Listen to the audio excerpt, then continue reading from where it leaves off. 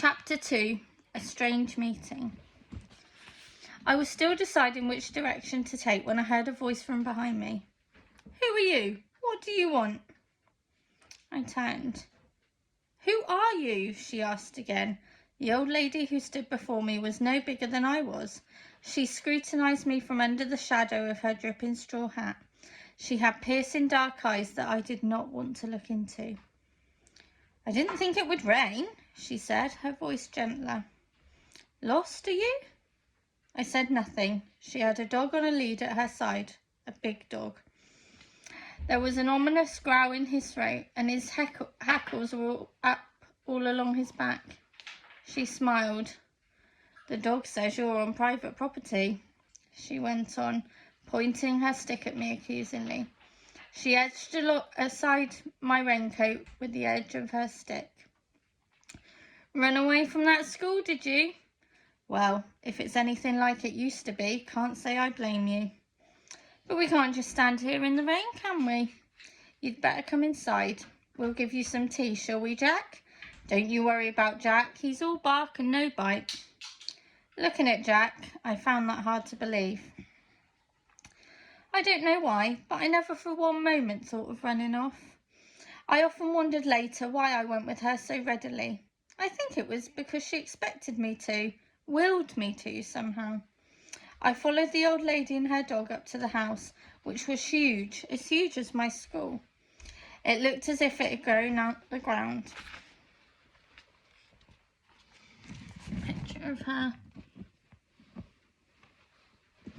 See the dog at the bottom. There was hardly a brick or a stone or a tile to be seen.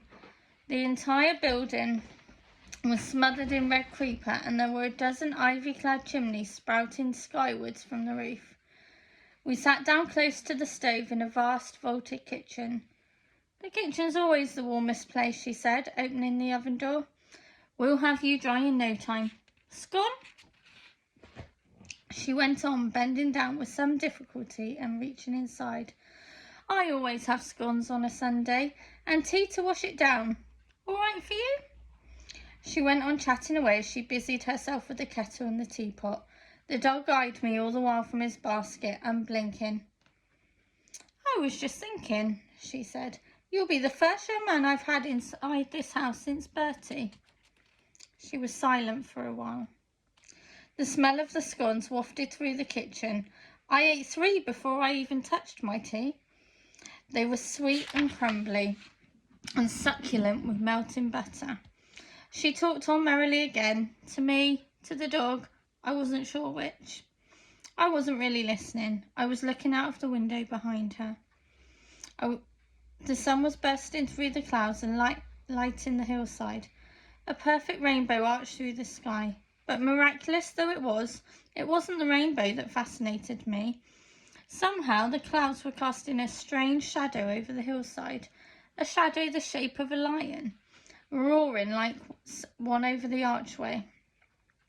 "Sun's come out," said the old lady, offering me another scone.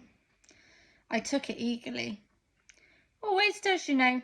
It may be difficult to remember sometimes, but there's always sun behind the clouds. And the clouds do go in the end, honestly."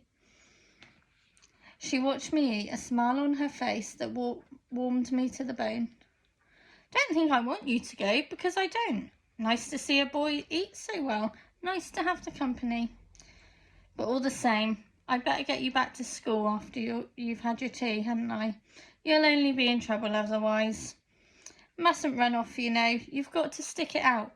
See things through. Do what's got to be done, no matter what." She was looking out of the window as she spoke. My Bertie taught me that, bless him. Or maybe I taught him. I can't remember now. And she went on talking and talking, but my mind was elsewhere again. The lion on the hillside was still there, but now he was blue and shimmering in the sunlight.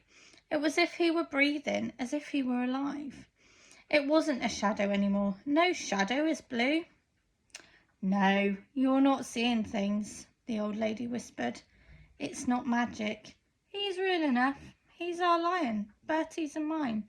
He's our butterfly lion." What do you mean? I asked. You see the picture of the butterfly lion just there. She looked at me long and hard. I'll tell you if you like, she said. Would you like to know? Would you really like to know? I nodded. Have another scone first and another cup of tea. Then I'll take you to Africa, where our lion came from. Where my Bertie came from too. Bit of a story I can tell you. You ever been to Africa? No, I replied. Well, you're going, she said. We're both going. Suddenly, I wasn't hungry anymore. All I wanted now was to hear her story. She sat back in her chair, gazing out of the window.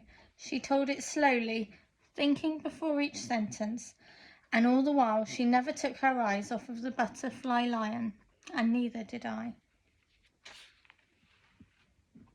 That's the end of chapter 2. I'll see you soon for chapter 3. Bye.